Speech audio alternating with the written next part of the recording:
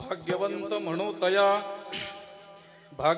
म्हणू तया शरण गेले पंढरीराया तरले तरती हा भरवसा नामधारकाचा ठसा भुक्ती मुक्तीचे ते स्थळ भोळे भाविका निर्मळ तरले तरती हा भरवसा नामधारकाचा ठसा गायिले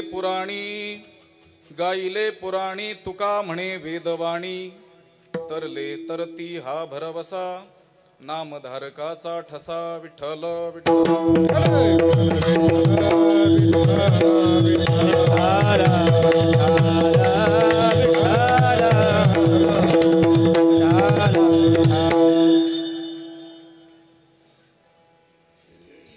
श्रीकांतं कमलावरं वररुचिं श्रेष्ठं रमावल्लभं मोक्तारं कलिपङ्कमग्नजनता वृन्दस्य भक्तप्रियं गोपी गणवेष्टितं मधुरया वाण्यास्तुतं सज्जनैः तं भीमा तटवासिनं प्रभुवरं श्री पांडुरंगं भजे पांडुरंगा करू प्रथम नमन पांडुरंगा करू प्रथम नमन दुसरी चरणा संताजिया दुसरे चरण संताजिया कृपा झाली कधीचा विस्तार कृपा झाली कधीचा बाबाजी गुरुदास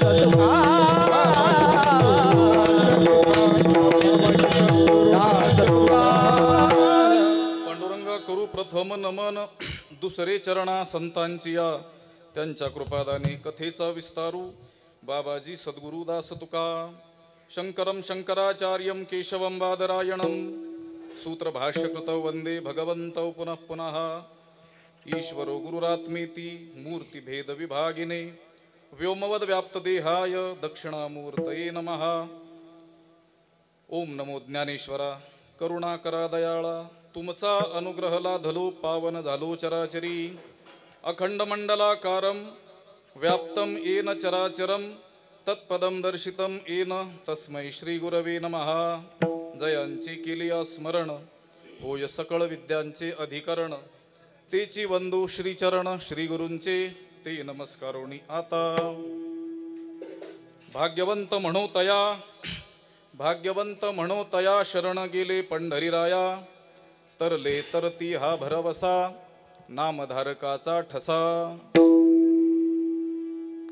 प्राप्त स्थळी कीर्तन रूपी सेवेसाठी निवडलेला हा अभंग जगद्गुरु संत श्रेष्ठ वैराग्य शिरोमणी तुकाराम महाराज यांचा 4 चरणाचा नामपर प्रकरणातील भाग्यवंताचं लक्षण सांगणारा ईश्वर शरणागतीचं महत्त्व सांगणारा असा असून याबरोबरच या अभंगाद्वारे जगद्गुरु तुकाराम महाराजांनी भगवंताच्या नामाचा महिमा प्रकट केलेला आहे। विठ्ठल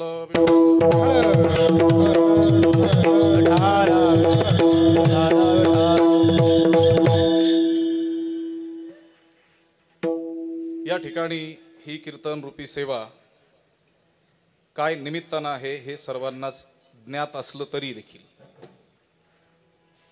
नाममात्र त्याचा उच्चार करणं आवश्यक आहे।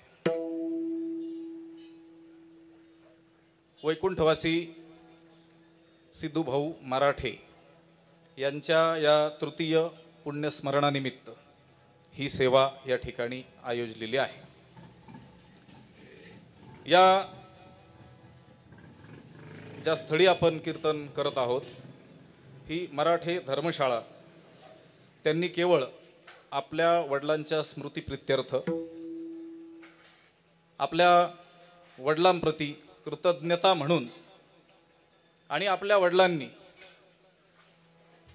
पंढरीची जी वारी निष्ठेनं केली त्या निष्ठेला एक वंदन म्हणून कोणतीही अपेक्षा न ठेवता या धर्मशाळेचं निर्माण केलं। या ठिकाणी राहण्याचं सद्भाग्य माऊलींच्या कृपेनं आम्हाला काही काळ लाभलं। आळंदीमध्ये जे काही अध्ययन झाला असेल त्या अध्ययनामध्ये कुणाकुणाचा वाटा असतो याच्याबद्दल शास्त्रकार विचार करतात. 4 पाद त्यांनी विद्येचे केलेले आहेत.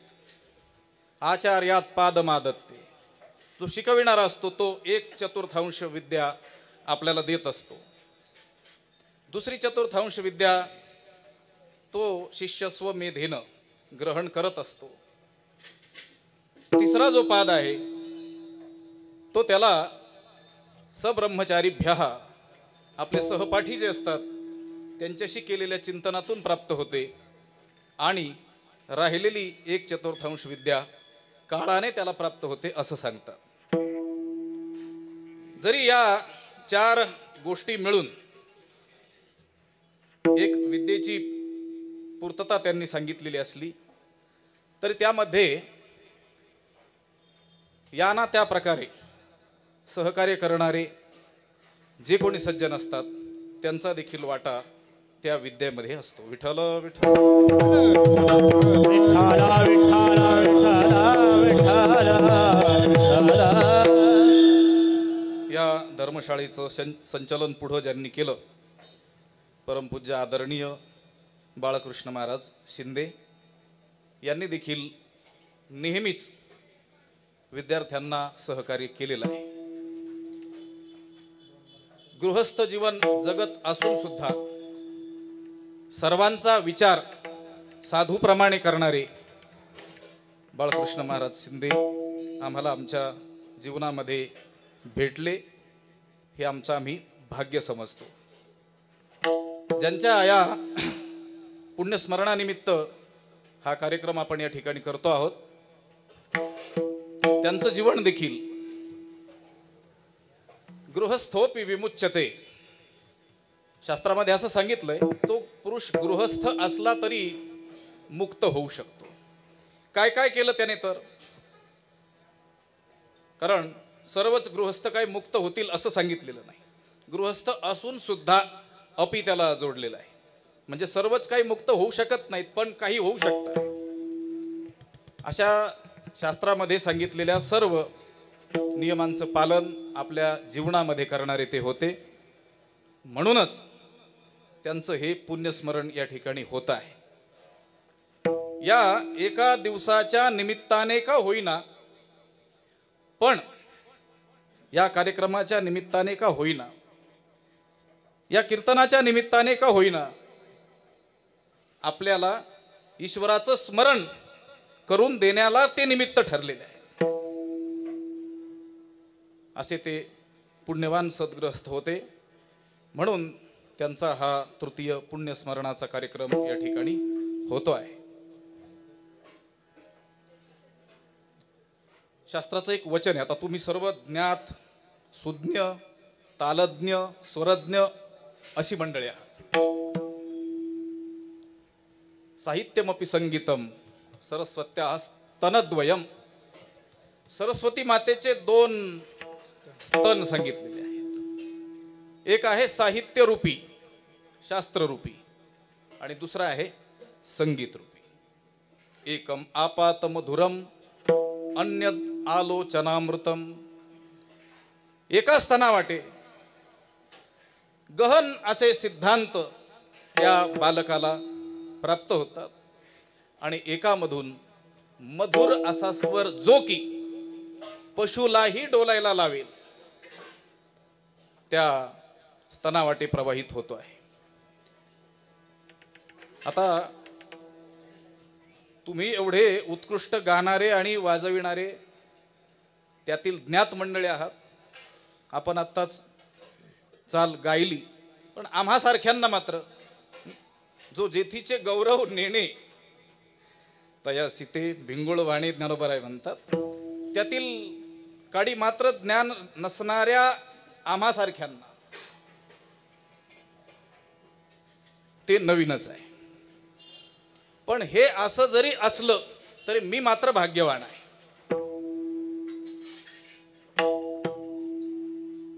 त्या स्वर आणि तालाचा दुरूनही संबंध नसणाऱ्या आम्हा सारख्यांच्या कीर्तनामध्ये ताल आणि स्वरात आयुष्य ज्यांनी वेचलं अशी महान मंडळी या ठिकाणी आहेत. विठ्ठल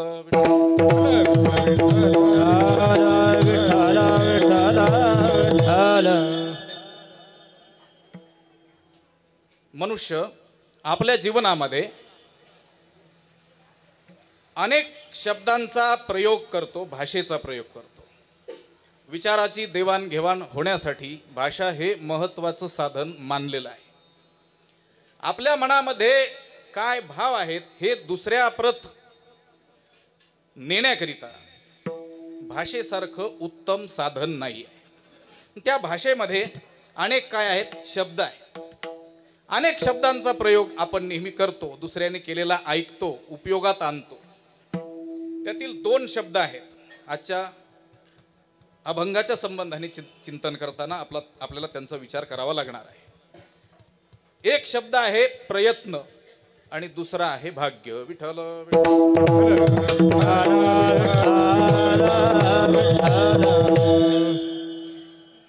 प्रबळ प्रयत्नवादाचा स्वीकार करणारी काही मंडळी या जगामध्ये आपल्याला आढळतील.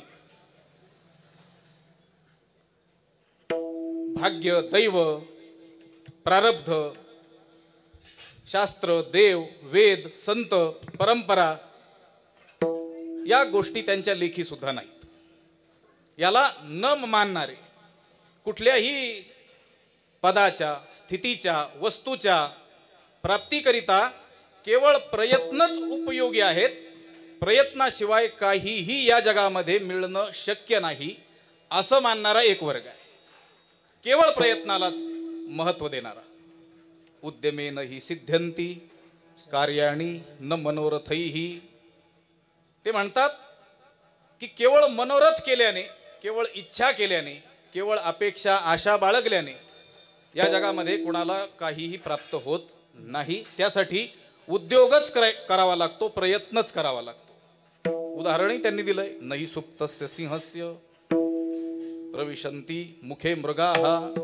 सिंह हा प्रचंड सामर्थ्यवान, बलवान असला तरी देखील झोपलेल्या सिंहाच्या मुखामध्ये आपोआप काही हरणं येऊन बसणार नाहीत, त्याचं भक्ष्य होणार नाही. त्यासाठी प्रयत्न करावा लागेल. पण केवळ प्रयत्नवाद मानणाऱ्या मंडळींना जर या जगातील काही विसंगतीचा अर्थ आपण विचारू जाऊ तर त्याचं उत्तर त्यांना देता येत नाही. कारण हे जे जगत आहे हे वेगवेगळ्या लोकांनी भरलेलं आहे.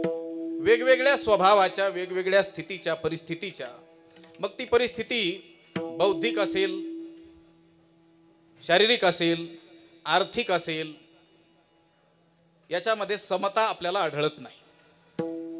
एका वेळी जन्माला आलेले जे 2 मुलं आहेत त्यांची ही परिस्थिती भविष्यामध्ये आपल्याला समान आढळत नाही.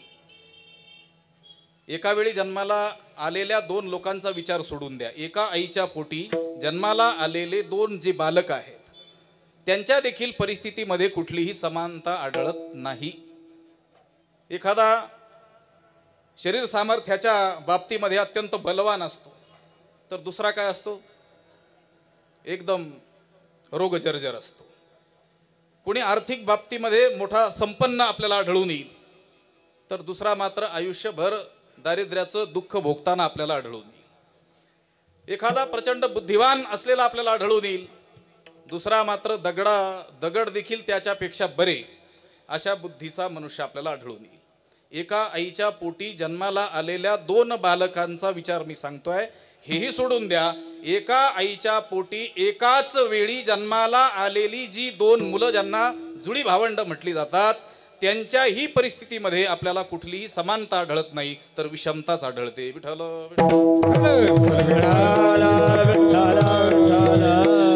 मग ही विषमता निर्माण का झालेली आहे? किंवा एका स्थितीच्या, एका पदाच्या प्राप्तीकरिता प्रयत्न करणारे 2 अथवा 2हून अधिक लोक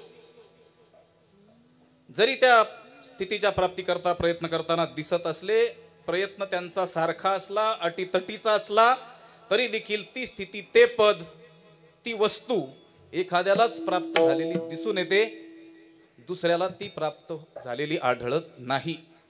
मग ही विषमता का आहे याची संगती प्रबळ प्रयत्नवादाचा स्वीकार करणारे कोणतीही मंडळी आपल्याला देऊ शकणार नाही. ते उत्तर प्रयत्न असं देतील, पण प्रयत्न तर सर्वांनी सारखा केलेला आहे, बरोबरीचा केलेला आहे. मग एखाद्यालाच ती स्थिती प्राप्त व्हावी, एखाद्याला होऊ नये, याच्या पाठीमागचं कारण काय याचं उत्तर त्यांना देता येत नाही. ही जी जगात विसंगती आहे त्याची संगती लावण्याकरिता आपल्याला भाग्य या संकल्पनेचा आधार घ्यावा लागतो. विठ्ठल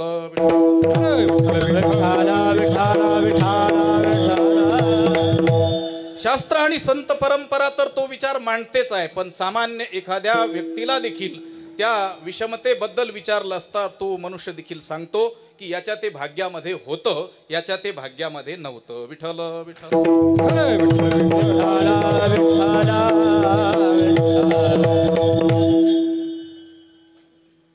जैसे भाग्याचे नी भडसे, उद्यमाचे नी मिसे, समृद्धी जात अपैसे घर रिगे.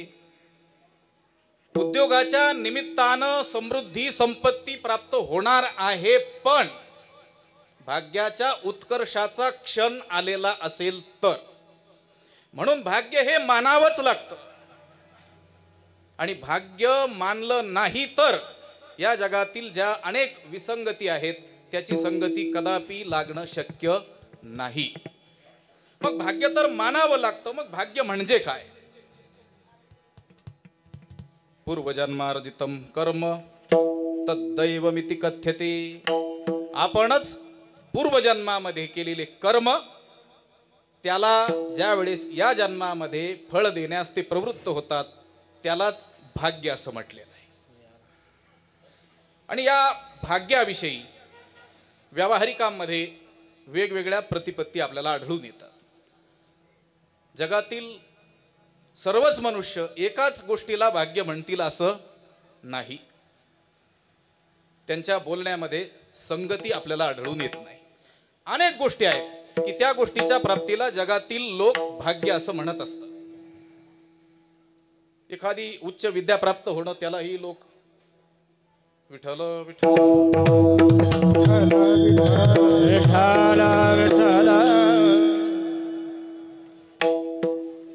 त्या वाचस्पती मिश्रांनी असं म्हटलेलं आहे, इह खलु प्रतिपित्सितम अर्थ प्रतिपादयन्तु अवधेय वचनो भवति प्रेक्षावताम अप्रतिपित्सितम अर्थम तु प्रतिपादयन नापि लौकिको नापि पंडितः.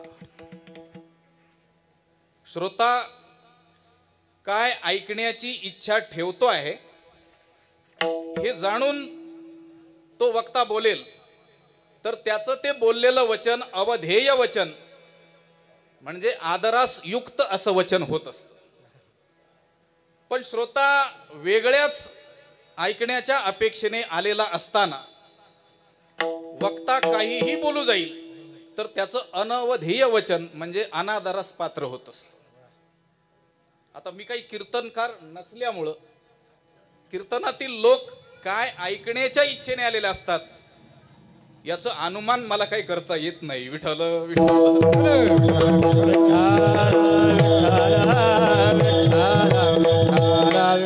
आम्ही सामान्य एक वेदांत शास्त्राचा अभ्यास करणारा विद्यार्थी आहे आणि हे विद्यार्थित्व मला वाटतं या जन्मात काही जाणं शक्य नाही. म्हणून तुम्ही संत मायबाप श्रोत्यांनी मी सांगतो आहे ते जेवढा वेळ आपल्याकडे असेल त्या वेळेमध्ये ऐकून घ्यावं. विठ्ठल विठ्ठल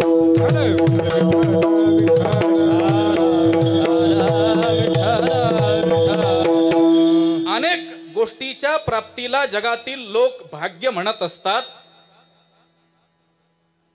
त्या अनेकाचा अंतर्भाव महापुरुषांनी शास्त्रकारांनी 2-3 गोष्टीमध्ये केलेला आढळून येतो.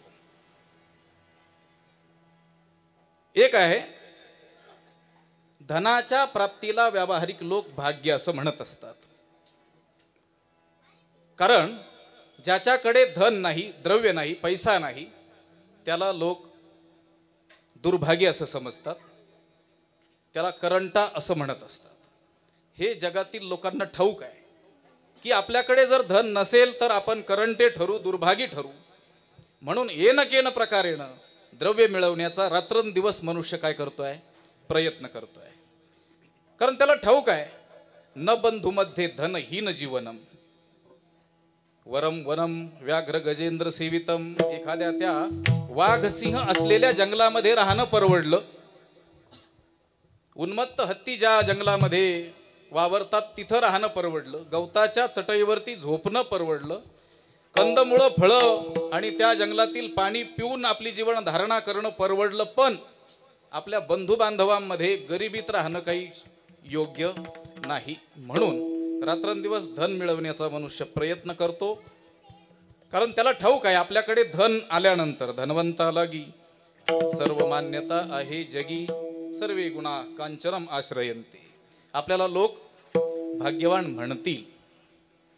दुसरी गोष्ट आहे, अनुकूल अशी स्त्री पत्नी म्हणून लाभणं, याला व्यावहारिक लोक भाग्य असं म्हणत असतात. अनुकूलाम विमलाम कुलजाम कुशलाम सुशील संपन्नाम पंचलकारात्मकाम भार्याम भाग्योदयेन लभ्यते.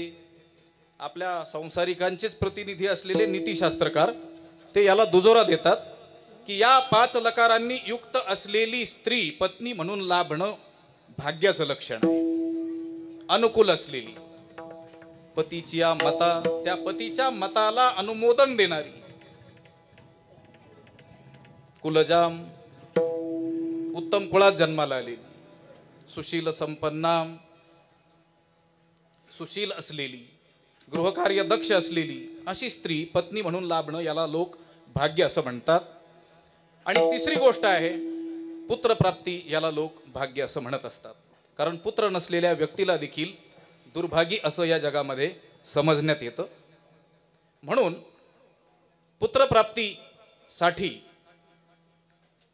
प्रयत्न करणारे, शास्त्रीय प्रयत्न असेल अशास्त्रीय प्रयत्न असेल, एखाद्याला विवाहोत्तर काळामध्ये पुत्राची प्राप्ती झाली नाही तर तो नवस सायास अनेक गोष्टी या पुत्रप्राप्तीसाठी करत असतो.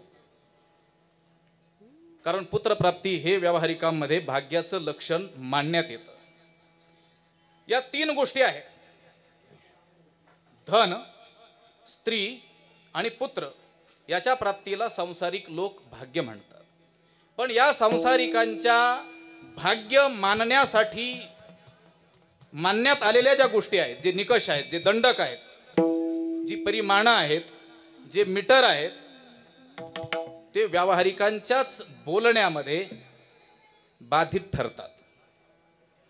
एखादा मनुष्य दुसऱ्या मनुष्याला त्याच्याकडे धन, स्त्री, पुत्र इत्यादिकांमुळं भाग्यवान ठरवत असेल तरी देखील त्याचं ते त्याला भाग्यवान म्हणणं हे स्थिर नाही. आज एखाद्याने दुसऱ्या व्यक्तीला त्याच्याकडे असलेल्या धनामुळे भाग्यवान ठरवलं असलं तरी देखील कालांतराने ते धन त्याच्या जीविताला धोकादायक ठरू लागलं तर ज्यांनी त्याला त्याच्याकडे असलेल्या धनामुळे भाग्यवान म्हटलं तेच लोक त्याला निर्दैवी म्हणत असतात. विठ्ठल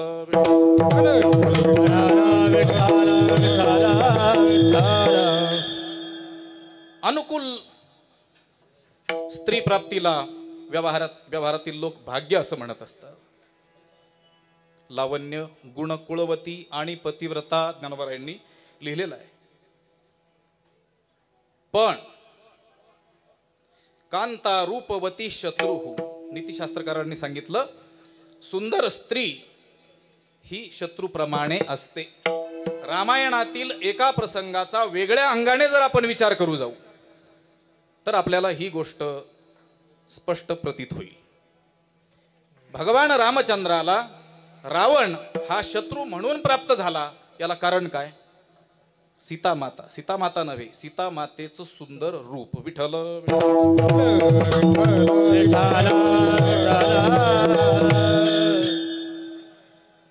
पुत्र नसलेल्या लोकांना दुर्भागी समजण्यात येतं, म्हणून पुत्र प्राप्तीसाठी लोक प्रयत्न करतात. पण पुत्र प्राप्ती झाल्यानंतर ज्यांनी त्याला भाग्यवान मानलेला आहे, कदाचित तो पुत्र त्या पित्याने मिळवलेलं नाव संपत्ती याची माती करू जाईल, तर कालांतराने तेच लोक त्याला दुर्भागी ठरवत असतात. व्यावहारिकांच्या या बोलण्यामध्ये स्थिरता नाही.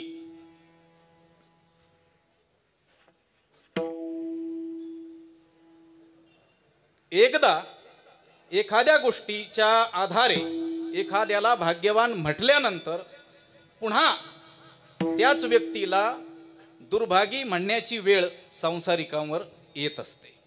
त्यांच्या बोलण्यात कुठलीही काय नाही, स्थिरता नाही. शास्त्रकारांनी असं सांगितलंय की जो सद्भिस्तु लीलया प्रोक्तम शीला लिखितम अक्षरम असद्भिस्तु शपथे नापी जले लिखितम अक्षरम. जो संत पुरुष आहे, जो महात्मा आहे, जो सज्जन आहे, त्याने लीलेनं बोललेलं सहज सहज बोलणे, हित उपदेश, तया जयाचे बिसाट शब्द सुखे म्हणो येती वेद सद्भिस्तु लीलया प्रोक्तम. सज्जन हा सहज जरी बोलला तरी शीला लिखितम अक्षरम, काळ्या दगडावरची ती रेघ असते. आणि असद्भिस्तु शपथेनापी, शपथपूर्वक बोलला तरी देखील दगडा बिगडावरची नाही, जले लिखितम अक्षरम, पाण्यावर लिहिल्यासारखं असतं. पुढं लिहिलं की मागं पुसून जातंय. विठ्ठल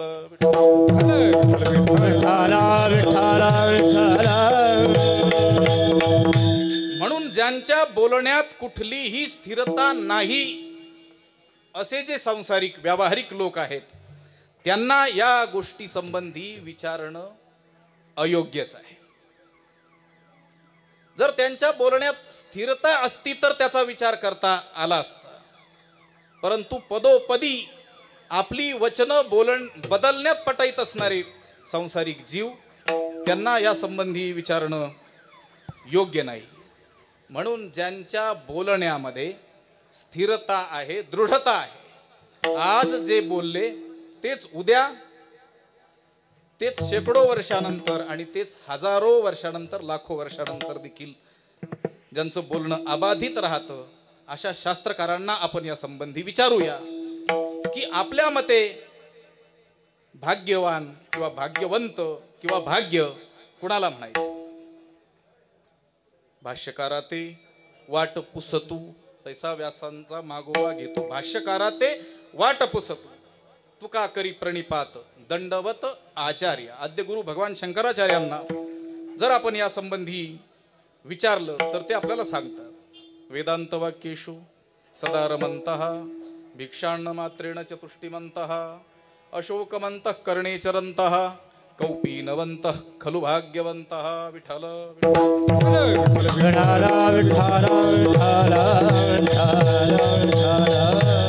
आचार्यांना जर आपण विचारलं तुमच्या दृष्टीनं भाग्यवान कोण, भाग्यवंत कोण, तर त्यांनी सांगितलं वेदांत वाक्येषु सदा रमन्तः. वेद वाक्याच्या अर्थ विचारामध्ये जो सतत रममान आहे, सदा नाम घोष करू हरी कथा तेणे सदा चित्ता सततम कीर्तयंतो माम. सातत्य आहे. आपणही त्या वेदवाक्याच्या नाही पण वेदतुल्य असलेल्या गाथा ज्ञानेश्वरी इत्यादी संत वाङ्मयाच्या विचारामध्ये रममाण असतो, पण कदा कदा कधीतरी ह्या सप्ताहाच्या वेळेस पासून दुसऱ्या सप्ताहाच्या वेळेपर्यंत ती देखील त्या अर्थ विचारात रममाण असतो की अर्थ विचारात असतो, हाही प्रश्न आहे. विठ्ठल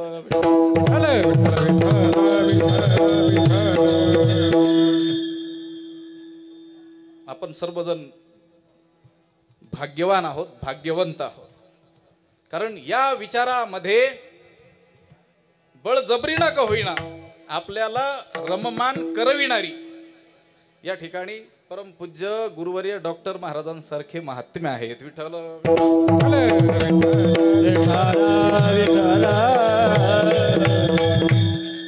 वेदांत वाक्येषु सदा रमन्तः भिक्षान्न मात्रेण चतुष्टिमन्तः.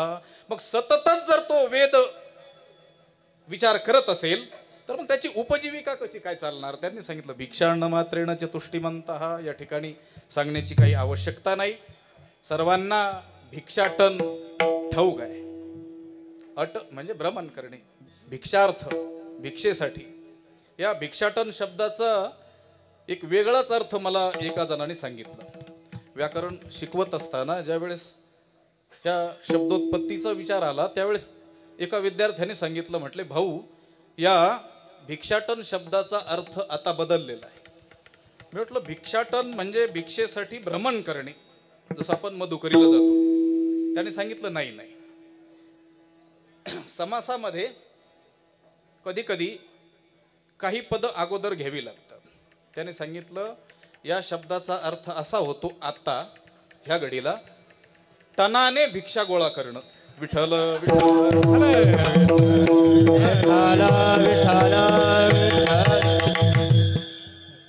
कर. आजच्या परिस्थितीला अगदी योग्य असा तो अर्थ आहे. विठ्ठल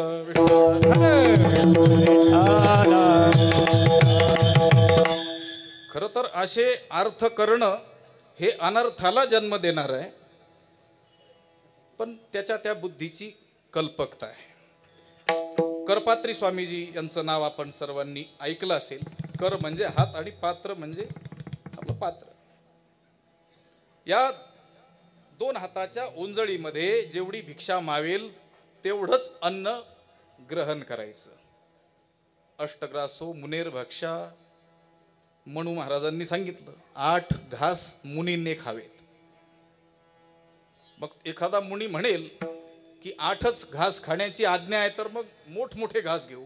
त्यांनी सांगितलं नाही, मयुरांडम ग्रासम, मोराच्या अंड्याच्या आकाराचा घास. करपात्री स्वामीजी त्या ओंजळीत मावेल एवढीच भिक्षा ते ग्रहण करत होते. भिक्षान्न मात्रेण चतुष्टिमंतः अशोकमंत करणे चरंतः, आणि शोकरहित अंतःकरणाने जो सर्वत्र विचरण करतो आहे असा कौपीनधारी जो पुरुष आहे तो भाग्यवंत आहे. विठ्ठल विठ्ठल.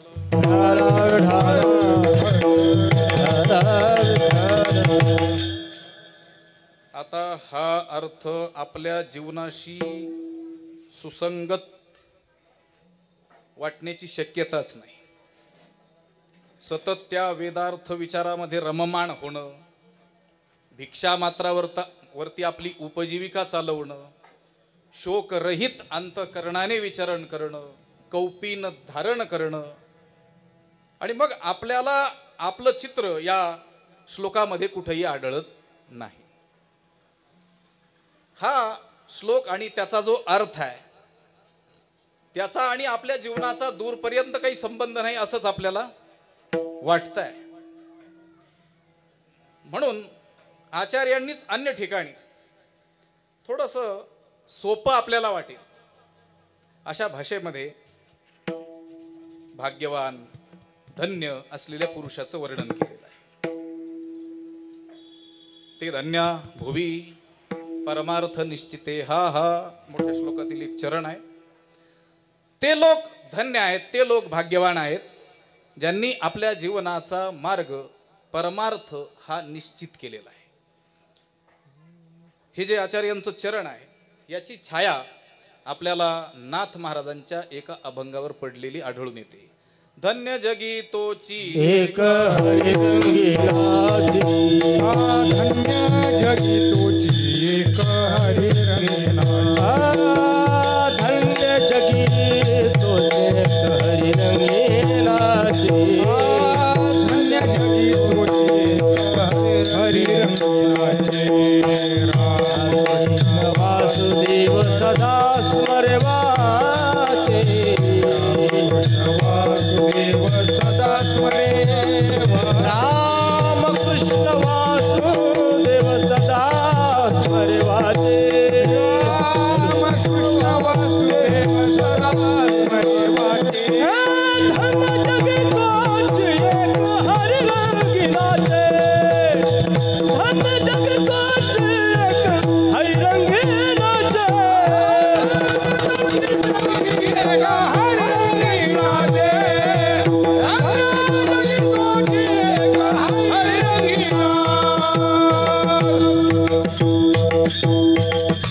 ते धन्या भुवी परमार्थ निश्चिते, हा धन्य जगी तोची एक हरिरंगी नाचे. जो धन्य आहे, जो भाग्यवान आहे, जो दैववान आहे, त्याचं वर्णन संतांनी, शास्त्रकारांनी अशा भाषेमध्ये केलेलं आपल्याला ठिकठिकाणी आढळून येतं. आपण जगद्गुरु तुकाराम महाराजांकडे जाऊन त्यांना तुमच्या दृष्टीनं कोण भाग्यवान आहे, कोण नाही, याचा विचार आपण विचारूया. तर ज्या वेळेस या जगातील लोक स्त्रीधन पुत्राधिकांच्या प्राप्तीमुळं, अनुकूल स्त्रीधन पुत्राधिकांच्या प्राप्तीमुळं भाग्यवान किंवा त्या प्राप्तीला भाग्य असं मानतात, संत त्याचा प्रथमतः निषेधच करून भाग्य तरी नो हे धना पुत्र तारा, भाग्य तरी नो हे धन पुत्र तारा, निकटवास बरा संता पायी, निकटवास बरा संता पायी. भाग्य तरी नो हे धन पुत्र तारा, भाग्य तरी नो हे धन पुत्र तारा, निकटवास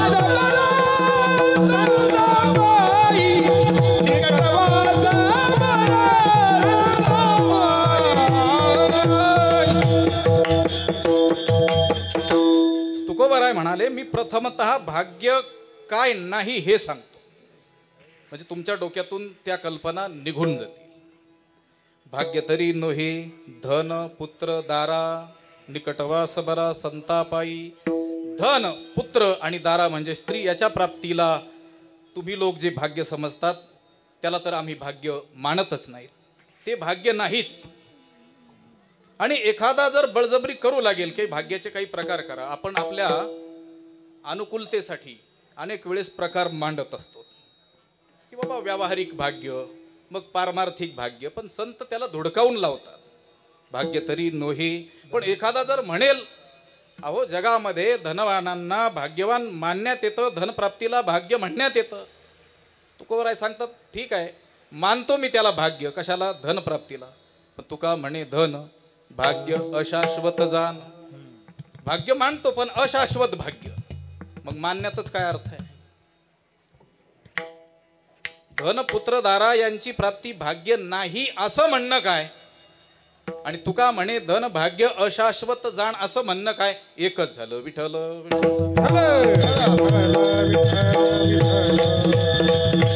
मग तुकोबाराय, तुमच्या दृष्टीनं जर स्त्री धन पुत्राधिकांच्या प्राप्तीला तुम्ही भाग्य म्हणत नसाल, ते ज्याला प्राप्त आहे त्याला भाग्यवंत म्हणायला तुम्ही तयार नसाल, तर मग तुम्ही तुमच्या भाषेमध्ये भाग्यवंत कोण असं आम्हाला सांगा, असं विचारल्यानंतर त्याचं उत्तर पहिल्या चरणात. भाग्यवंत म्हणोतया, भाग्यवंत म्हणोतया,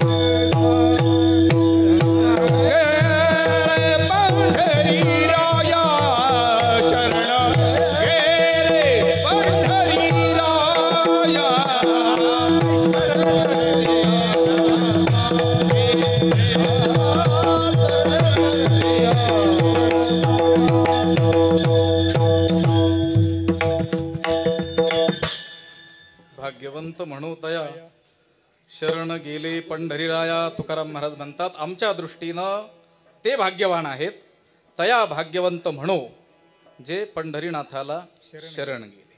या पहिल्या चरणाचा हा सरळ असा अर्थ आहे. सरळ म्हणजे काही वाकडा असतो असं नाही, लोक म्हणत असतात या अभंगाचा हा सरळ सरळ अर्थ आहे. आम्ही त्याला भाग्यवान म्हणू जो पंढरीनाथाला शरण गेलेला आहे किंवा जे पंढरीनाथाला शरण गेलेले आहेत. आता या चरणाचा हा अर्थ ऐकल्यानंतर आपल्याला तो अर्थ सोपा वाटतो. ज्या चरणाचा तो अर्थ आहे ते चरण सोपं वाटतं आणि ते सोपं आहे देखील. कारण संतांनी सोपं केलंय. कशाचं? अवघडाचं सोपं केलंय. जे भल्या भल्यांना कळणं शक्य नव्हतं ते सामान्यांच्याही बुद्धीवर आरूढ करण्याकरिता संतांनी आपल्या वाङ्मयाची निर्मिती केलेली आढळून येते. जे तत्वज्ञान आणि काव्य याचा परस्पर काहीही संबंध नाही असं मानण्याचा ज्या काळात प्रघात होता त्या काळामध्ये तेच तत्वज्ञान गाता येईल अशी गेयता संतांनी त्याला दिलेली आहे. भाग्यवंत म्हणू तया शरण गेले पंढरी राया. हे उच्चारायला सोपं असलं, त्याचा अर्थ आपल्याला कळतोय असं वाटत असलं तरी देखील संतांनी ज्या अवघडाचं ते सोपं केलेलं आहे त्याचा अर्थ इतका सोपा नाही. ते उच्चारता येईल, त्याचा अर्थ आपल्याला कळला असं वाटेल, परंतु भगवान शंकराचार्यांचा मी जो श्लोक सांगितला त्यामध्ये आणि शरण गेले पंढरी राया या पदामध्ये त्याचा जर सूक्ष्म विचार केला तर कुठलीही भिन्नता आपल्याला आढळणार नाही. कारण तुकाराम महाराजांना आपण सांगितलं की भाग्यवान कोण, आणि त्यांनी लगेच सांगितलं की भाग्यवंत म्हणो तया शरण गेले पंढरी राया. सहजासहजी तुकाराम महाराज कुणालाही भाग्यवंत म्हणू शकत नाहीत. त्यांचा स्वभाव वैशिष्ट्य आहे. एकदा देवाचं आणि तुकोबारायांचं भांडण जुंपलं होतं. कशावरून? तुकोबाराय एका माणसाला संत म्हणायलाच तयार नव्हते. देवाने सांगितलं त्याला संत म्हणा, ह ब प म्हणून त्याचा काय करा, गौरव करा एखाद्या सभेमध्ये. तो आपल्याकडे येतो आहे तो मनुष्य. पण तुकोबारायांनी सांगितलं की मला त्याच्या ठिकाणी संतांचं कुठलंही लक्षण दिसून येत नाही, त्यामुळं मी त्याला काही संत म्हणणार नाही. भांडण विकोपाला गेल्यानंतर देवाने सांगितलं तुकोबाराय मी तुम्हाला आज्ञा देतोय की तुम्ही त्याला संत म्हटलं पाहिजे. अगदी भांडण होण्याचा प्रसंग. त्यावेळेस तुकोबारायांनी सांगितलं करिसिती देवा करी माझे सुखे परी मी त्यासी मुखे न म्हणे संत. मी त्याला संत म्हणायला तयार नाही. आपल्या सामान्यांची गोष्ट वेगळी असते. आपण कोणत्याही शब्दाचा प्रयोग कोणत्याही ठिकाणी आणि अगदी निर्भयपणे करत असतो. ते शब्द देखील आपल्या ताब्यात सापडून काय होतात, अडचणीत येत असतात. एका ठिकाणी कीर्तन केल्यानंतर जागेवरच जो सत्कार केला जातो, कीर्तन होऊन बसल्यानंतर ते आयोजक जी मंडळी आहेत त्यांनी सांगितलं की महाराजांचं या ठिकाणी कीर्तन झालं, त्यांचा सत्कार अमुक अमुक ह भ प असे करतील. मी बघितलं कोणीतरी माळकरी टाळकरी वारकरी कोणीतरी असेल, पण ते पॅन्ट शर्ट घातलेले गृहस्थ होते. मी म्हटलं असतील कदाचित नोकरीला जावं लागत असल्यामुळं कदाचित तो वेशही त्यांनी घातला असेल. कोणी शिक्षक कोणीतरी असतील. त्यांनी सत्कार केला, आम्ही निघालो.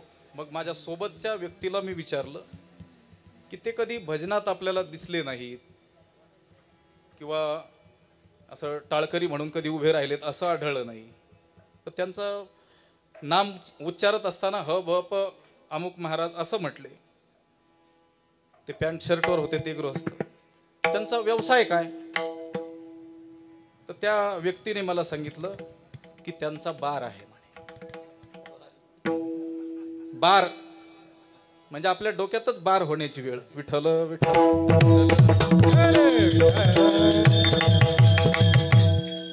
चांडालोपी द्विजश्रेष्ठ हरिभक्तिपरायण. हरिभक्तिपरायण हा शब्द एका श्लोकात आलेला आहे. श्लोक सांगणार नाही, शोधावा लागेल. ते कॉपीराईट माझ्याकडे ठेवतो. मी बरेच दिवस विचार करत होतो की याच्यामध्ये 8 अक्षर आहेत. अनुष्टुप छंदातील श्लोकाचं एक पाद तो असला पाहिजे. आणि शोधलं म्हणजे सापडतं. आणि ते सापडलं. आता मी तुम्हाला सांगितलं तुम्ही त्या कामाला लागा किंवा तुम्हाला कोणाला मिळालं नाही असेल. कारण आपण आपल्या नावापुढं ही पदवी जी जोडतो आहोत तिचा अर्थ काय ती कुणासाठी योजलेली आहे, कुठं तिचा उपयोग प्रथमतः केला गेलेला आढळतो, ही माहिती असलं पाहिजे ना.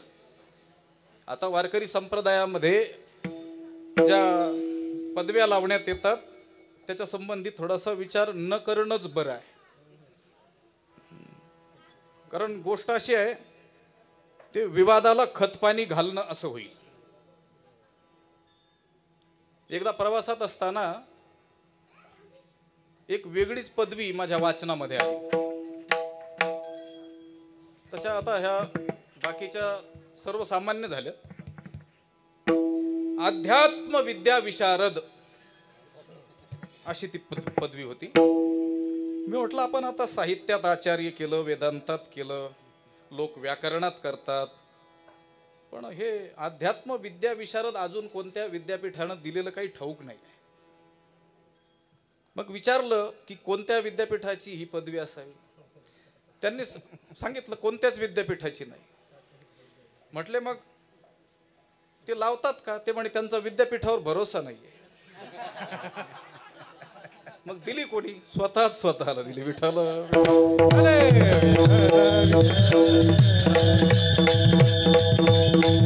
एक कल्पना येऊन गेली की जर या तथाकथित पदव्यांवरती जर कोणी संशोधन करील तर एखादं विद्यापीठ त्याला डॉक्टरेट देईल. विठ्ठल विठ्ठल.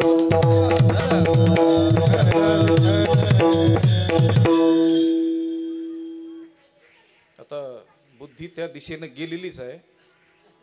नको म्हटलं वादाला खतपाणी. शास्त्री लिहावं की शास्त्री लिहावं, ते स्र आहे की त्र आहे.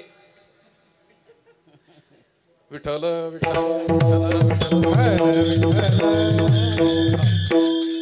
कारण हा जो मुद्दा आला तो भांडणातून आला, देवाचं आणि तुकोबारायांचं भांडण. त्यामुळं यातून भांडणं जुंपली तरी काही वावगं ठरायला नको. विठ्ठल विठ्ठल. तुकोबारायांनी सांगितलं मी त्याला संत म्हणणार नाही, तुला माझं जे काय करायचं ते करून घे. मग असा जो बाणेदार स्वभाव ज्या तुकोबारायांचा आहे ते सहजासहजी कुणालाही तू भाग्यवंत आहेस असं म्हणणार नाहीत. मग तुकोबारायांच्या या बोलण्या पाठीमागचं गमक आपल्याला लक्षात येण्यासाठी शरण गेले पंढरी राया या उत्तरार्धाचा जो विचार आहे त्यातील शरण जे पद आहे त्याचा विचार आपल्याला करावा लागेल. पंढरीनाथाला जे शरण गेले त्याला आम्ही भाग्यवंत म्हणतो, पण ते जे शरण जाणं आहे ते संतांच्या दृष्टीनं, शास्त्राच्या दृष्टीनं असेल तर. विठ्ठल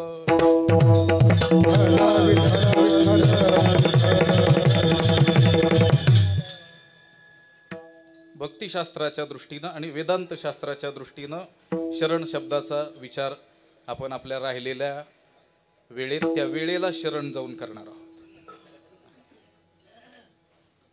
कारण मला अजून काही सूचना आलेली नाही.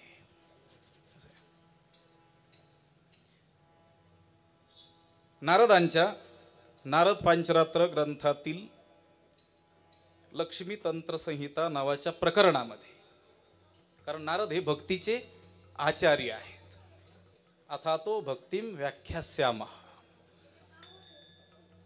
त्यांनी 1.5 श्लोकामध्ये या शरणागतीचे काही प्रकार सांगितलेले आहेत.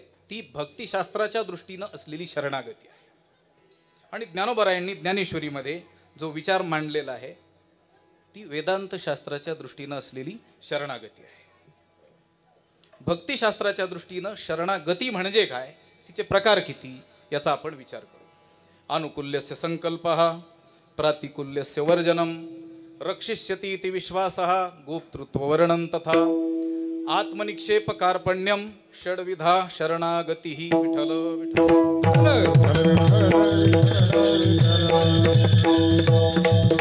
या 6 गोष्टींचा विचार शरणागतीमध्ये आपल्याला करावा लागतो की ज्या देवतेला, ज्या देवाला, ज्या सद्गुरूंना आपण शरण गेलेलो आहोत त्यांच्या बाबतीमध्ये या 6 गोष्टी आपल्या जीवनात असणं आवश्यक आहे. अनुकूल्यस्य संकल्पः, त्यांना जे अनुकूल आहे, जे आवडतं तेच करण्याचा विचार किंवा तेच करणं ही शरणागतीची पहिली पायरी आहे किंवा पहिला प्रकार आहे. आवडे देवासी तो ऐका प्रकार नामाचा उच्चार रात्रंदिन. कारण देवाला जे आवडतं ते ज्यांना ठाऊक आहे त्यांनी ते सांगितलं. देवाला जे आवडतं तेच करणं हा शरणागतीचा पहिला प्रकार आहे. प्रतिकूल्यस्य वर्जनम. जे देवाला प्रतिकूल आहे, जे देवाला आवडत नाही ते न करणं हा शरणागतीचा दुसरा प्रकार आहे. श्रुती आणि स्मृती ह्या माझ्या आज्ञा आहेत आणि त्याचं उल्लंघन करणं हे मला आवडत नाही असं भगवंतानी म्हटलेलं आहे. श्रुती स्मृती ममैवाज्ञा यस्तुल्लंघ्य वर्तते. म्हणून देवाला जे आवडत नाही ते न करणं असं ज्याच्या जीवनात असेल समजायचं शरणागतीचा दुसरा प्रकार त्याच्या जीवनात आहे. रक्षिष्यती इति विश्वासः. देव माझं रक्षण करेलच असा दृढ अंतरी विश्वास असणं हा शरणागतीचा तिसरा प्रकार आहे. भीमाच्या जीवनामध्ये जो प्रसंग आहे त्यातून आपल्याला ही गोष्ट लक्षात येणं शक्य आहे. पांडवांनी ज्यावेळेस यज्ञ करण्याचं योजलं आणि आमंत्रण पत्रिका देण्याचं काम भीमावरती सोपवलं त्यावेळेस काय व्हॉट्सअप वगैरे नव्हतं. प्रत्यक्ष जाऊन त्या व्यक्तीला आमंत्रण द्यावं लागत होतं. सर्वांना आमंत्रण दिलं पण मुख्य ज्यांचं स्थान त्या यज्ञात होतं त्या भगवान श्रीकृष्णाला काही आमंत्रण अजून पोहोचलेलंच नव्हतं. तो यज्ञाचा काळ, तो दिवस उजाडलेला आहे, तो समय जवळ येतो आहे तरी देखील अजून आमंत्रण काही दिलेलं नव्हतं. धर्मराजाने सांगितलं की तुझ्याकडं काही ॲडव्हान्स काही सुविधा आहेत की काय. त्या काळात जरी मोबाईल नसला तर तशी काही सुविधा आहे का, ऐन वेळेस तुला आमंत्रण पत्रिका पाठवता येणं शक्य आहे. त्याने सांगितलं आत्ता आणतो म्हणे. आणि दरवाजाच्या बाहेर येऊन पटांगणामध्ये उभं राहून आपली जी अजस्त्र असलेली गदा आहे की ज्या गदेनं त्याने हजारो राक्षसांचा संहार केलेला आहे त्या गदेच्या एका आघाताने पर्वताचंही चूर्ण व्हावं अशी अजस्त्र गदा घेऊन तो बाहेर आला आणि मधोमध उभं राहून आकाशाच्या दिशेनं त्याने ती वरती भिरकावलेली आहे. आणि ती गदा जसं मुलं चेंडूवरती फेकतात परत झेलतात पण तो झेलण्याच्या आविर्भावातही नव्हता, असं उभं राहिला. ती गदा क्षणामध्ये येऊन त्याच्या मस्तकाचा भंग करेल तेवढ्यात त्या भीमाने सांगितलेलं आहे की या जगाचा जो कोणी स्वामी चालक मालक परमात्मा आहे त्याने या ठिकाणी येऊन माझं रक्षण करावं. आणि भगवंत अवतीर्ण झाले आणि त्यांनी ती गदा वरचेवर धरलेली आहे. आणि भीमाला म्हणतात की हा आमंत्रण देण्याचा वेगळाच प्रकार आज मी पाहिलेला आहे. ही गदा तुझ्या डोक्यामध्ये पडून मृत्युमुखी जर पडला असतात तर. त्याने सांगितलं नाही देवा, तू माझं रक्षण करशीलच असा माझ्या मनामध्ये काय आहे, दृढ विश्वास आहे. रक्षिष्यती इति विश्वासः ही तिसरी पाहिली आहे. गोप्तृत्व वर्णन तथा. आणि संकट जर आपल्या जीवनात आलंच तर प्रथमतः भगवंताचंच स्मरण होणं हा चौथा प्रकार आहे. आपल्यालाही भगवंताचं स्मरण अडचणीमध्ये होतं पण अगोदर त्या अडचणी दूर करणारं सक्षम असं आपल्या परिचित कोणी आहे का हे पाहिल्यानंतर अगोदर अडचण निर्माण होते. त्या अडचणीतून आपण आपली सुटका करून घेऊ शकतो का हे मनुष्य अगोदर पाहतो. आपलं सामर्थ्य चालत नसेल तर कोणी संबंधी बलवान असलेले त्या विषयामध्ये कोणी आहेत का जे आपली सुटका यातून करतील हे मनुष्य पाहतो. आणि कुठंच लागला नाही की मग त्याला भगवंताचं स्मरण होतं. गुप्तृत्व वर्णम म्हणजे आपला रक्षक केवळ परमात्माच आहे असं मानणं, असं स्वीकारणं ही चौथी पायरी आहे, चौथा प्रकार आहे. आत्मनिक्षेप आणि संपूर्णपणे देवाच्या चरणावरती आपल्याला झोकून देणं. तुका म्हणे बळी जीव दिला पाया तळी हा पाचवा प्रकार आहे. आणि कार्पण्यम म्हणजे कृपणता. कृपणता म्हणजे कंजूसपणा नाही. लक्षात आलं का. त्या कृपणता शब्दाचा अर्थ त्यांनी केलेला आहे की लीनता, नम्रता. तयाची विनयो ही संपत्ती. विनय हा जर आपल्या जीवनात असेल तर समजायचं आपण भक्तिशास्त्राच्या दृष्टीनं भगवंताला शरण गेलेलो आहोत. आणि जर असं शरण गेलेलो असू तर भाग्यवंत म्हणू तया शरण गेले पंढरी राया विठ्ठल.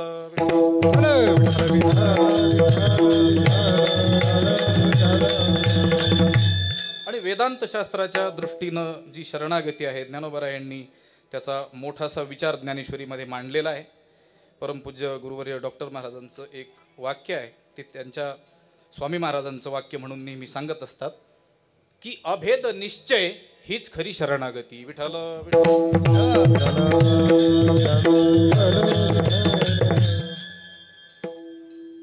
सर्व धर्मान् परित्यज्य मामेकं शरणं व्रज अहं त्वा सर्व पापेभ्यो मोक्षयिष्यामि मा शुचः.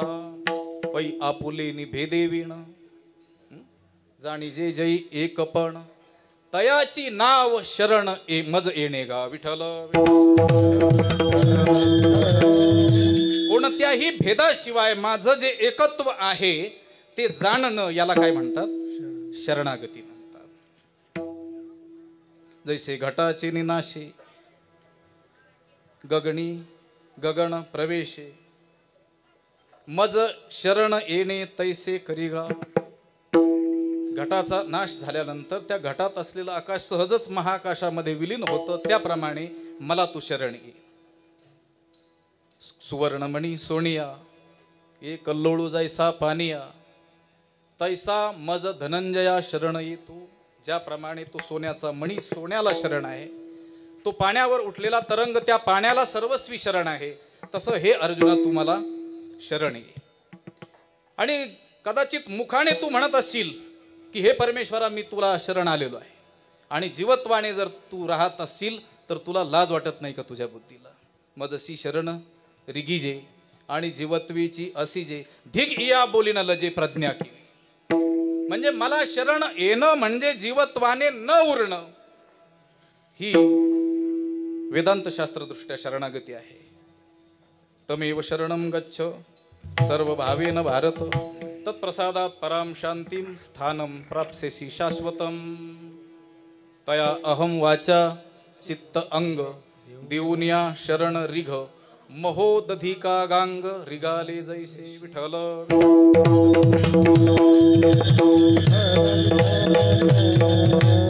असा जो कोणी परमात्म्याला शरण गेलेला असेल किंवा असे जे कोणी गेलेले असतील त्यांना आम्ही भाग्यवंत म्हणू. वतुप मतुप प्रत्यय आहे, वत मत त्याचं उरत असतं आणि वान मान असं तो चालत असतो. भाग्यवान भाग्यवंतौ भाग्यवंतः. जसं हनुमत हनुमान हनुमंतो बलवान बलवंतौ बलवंतः. भाग्यवंत म्हणजे भाग्याचा त्याच्याकडे काय आहे? संग्रह आहे. संपूर्ण भाग्य ज्याच्याकडे आहे त्याला काय म्हणतात? भाग्यवंत.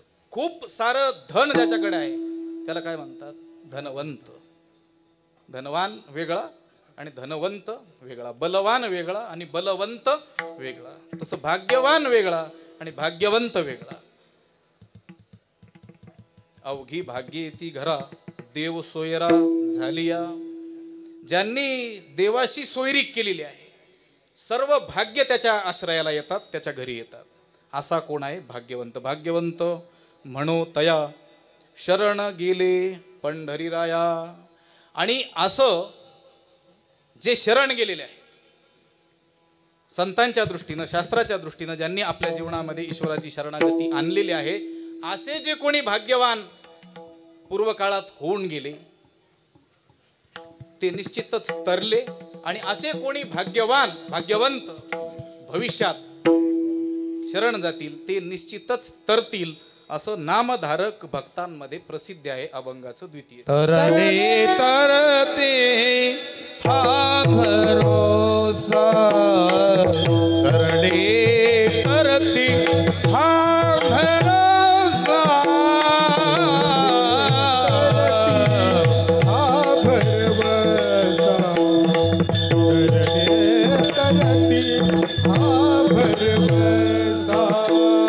तरणे तरती हा भरोसा, तरणे तरती हा भरोसा, तरती हा भरोसा,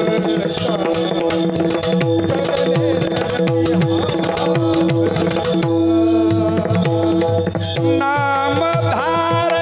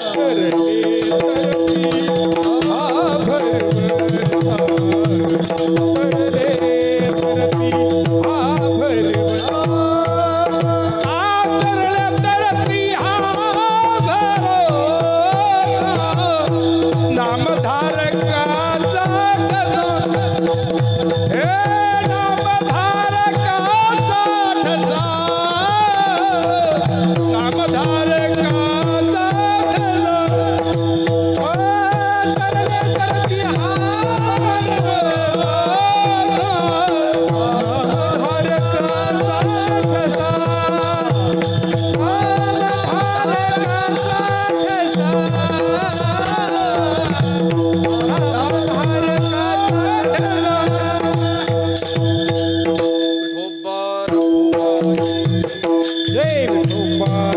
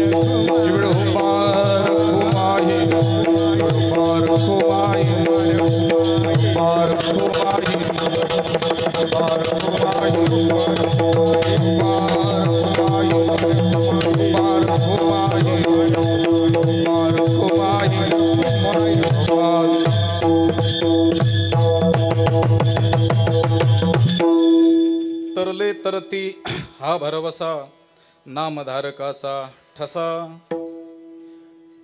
भगवंताला जे सर्व भावाने शरण गेलेले आहेत असे जे कोणी भाग्यवंत ते या भवसागरातून तरुण गेले आणि संतांच्या मनोगताप्रमाणे इथून पुढं जे कोणी भगवंताला शरण जातील असे जे भाग्यवंत ते निश्चितच तरतील. तरले तरती हा भरवसा, हा भरवसा आहे, हा विश्वास आहे. कुणामध्ये? नामधारकाचा ठसा. नामधारक संतांमध्ये अशी काय आहे? प्रसिद्धी आहे. तुकोबराय देखील स्वतः संबंधी बोलताना असं म्हणतात, आम्ही नामाचे धारक नेणो प्रकार आणिक सर्व भावे एक विठ्ठलची प्रमाण. याला म्हणतात शरण जाणं.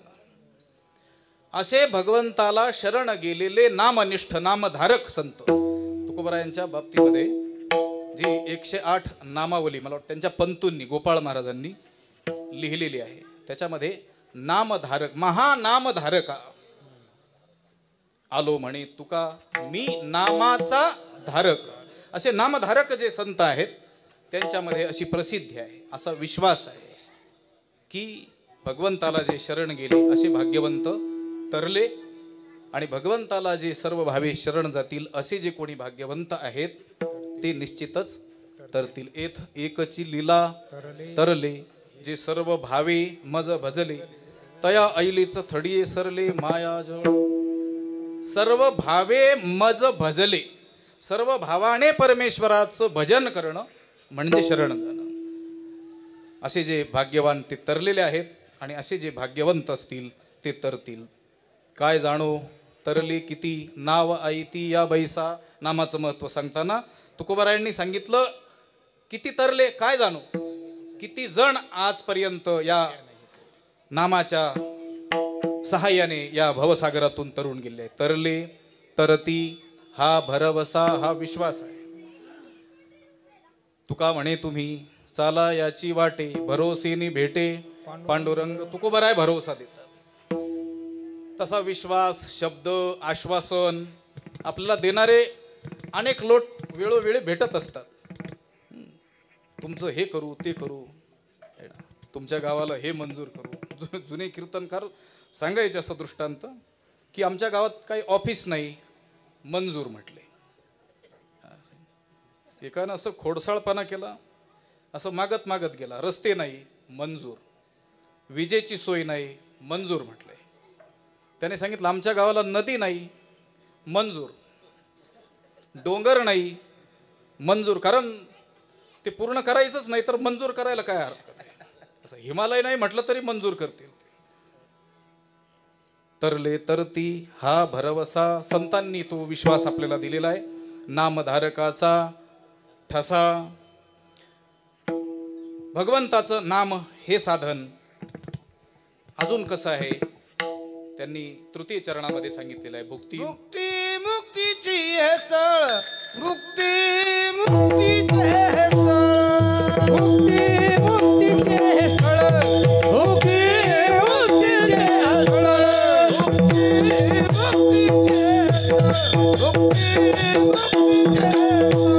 मुक्ती मुक्तीचे हे स्थळ, मुक्ती मुक्तीचे हे स्थळ,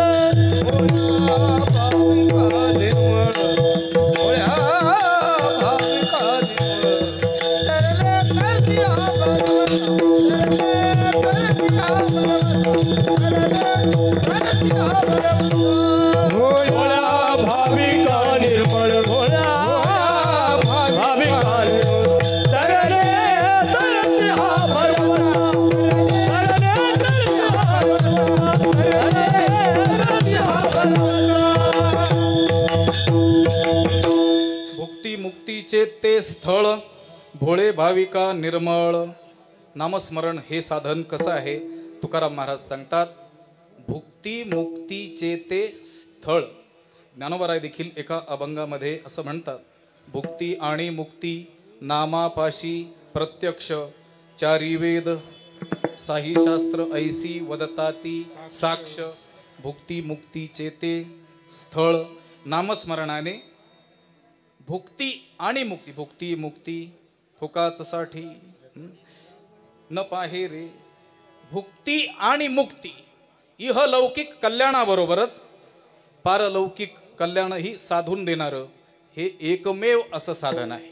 भुक्ती मुक्तीचे ते स्थळ. पण कुणासाठी?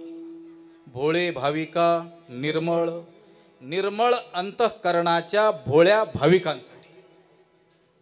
भोळा हा शब्द या ठिकाणी आहे आणि भोळ्या शब्दाचा संबंध नेहमीच विसरणं या गोष्टीकडे लावला जातो आणि तो योग्य आहे.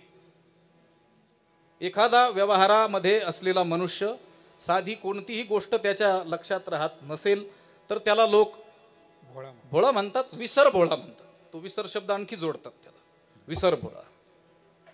भोळ्या शब्दाला विसरणं हे अभिप्रेत आहे. एखादा पक्क ध्यानात ठेवतो आणि त्याला म्हणतात हा भोळा.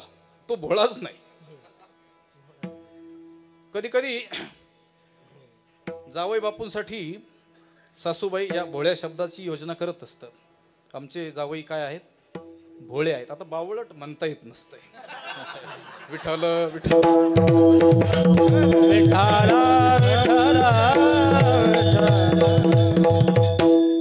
विसरणं हा याच्याशी असलेला भोळ्या शब्दाचा संबंध या ठिकाणीही अपेक्षित आहे. पण काय विसरणं? मी माझी ऐसी आठवण, विसरले जयाचे अंतःकरण, पार्था तोची संन्यासी जाण निरंतर. मी आणि माझं हे जो विसरलाय असा भोळा या ठिकाणी अपेक्षित आहे. आणि तुका म्हणे भोळा जिंकू जाणे कळी काळा, तिथं हा भोळा पाहिजे. नाहीतर मग भोळे लोक जर कळी काळाला जिंकू जात असतील तर मग चतुरांनी जायचं कुठं? विठ्ठल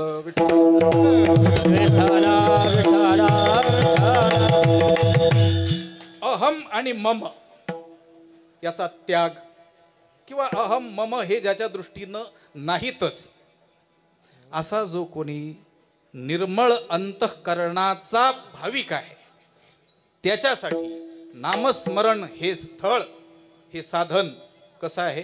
भुक्ती मुक्तीचे ते स्थळ. भुक्ती मुक्तीचे ते स्थळ. भोळे भाविका निर्मळ. तुकाराम महाराजांना आपण प्रश्न केला की तुम्ही भाग्यवंत कोण हे आम्हाला सांगितलं. भगवान पंढरीनाथाला जे शरण गेले त्यांना तुम्ही भाग्यवंत म्हणता. ते लोक या भवसागरातून तरुण गेलेले आहेत आणि त्याच रीतीनं जे शरण जातील ते तरतील असा आम्हाला नामधारक संतांच्याकडून काय करता? आश्वासित करता. निर्मळ अंतःकरणाच्या भोळ्या भाविकांसाठी नामस्मरण हे स्थळ भुक्ती आणि मुक्ती या उभय गोष्टींची प्राप्ती करून देणारा आहे हेही तुम्ही सांगता. पण हे तुम्ही मनाने सांगता का? कारण अनेक लोक आज आपल्याला अशा आढळतील, मला असं वाटतं. तुला काय वाटतं त्याला काहीही किंमत नाही. तुकोबारायांना काय वाटतंय, नाथ महाराजांना काय वाटतंय, आधारा वाचुनी काय सांगशी कहाणी, आधाराशिवाय उगाचच कहाणी काय लांबवतो आहेस. प्रत्येक वक्त्याला, प्रत्येक त्याच्या बोलण्याला शास्त्र पुराण संत वाङ्मय याच्यामध्ये प्रमाण त्याला देता यायला पाहिजे. प्रमाणात का होईना पण प्रमाण त्याने दिले पाहिजे. तुकोबाराय, तुम्ही हे जेवढं आमच्या पुढे विवरण केलंय हे तुम्ही मनाने सांगितलं का, उगा बगलेत काढलं आणि समोर ठेवलं, कपोल कल्पित आहे का तुमचं, त्यांनी सांगितलं नाही. माझी प्रत्येक गोष्ट ही शास्त्राला अनुसरून असते. तुका म्हणे नाही विश्वास ज्या मनी, पहावे पुराणी विचारोणी. आता तुम्ही पाहत नाहीत त्याला तुकाराम महाराज काय करणार, तर त्यांनी तर सांगितलंय पहावे पुराणी विचारोणी. आम्ही शास्त्राच्या आधारे, वेदाच्या आधारे, वाचा बोलो वेद वाचे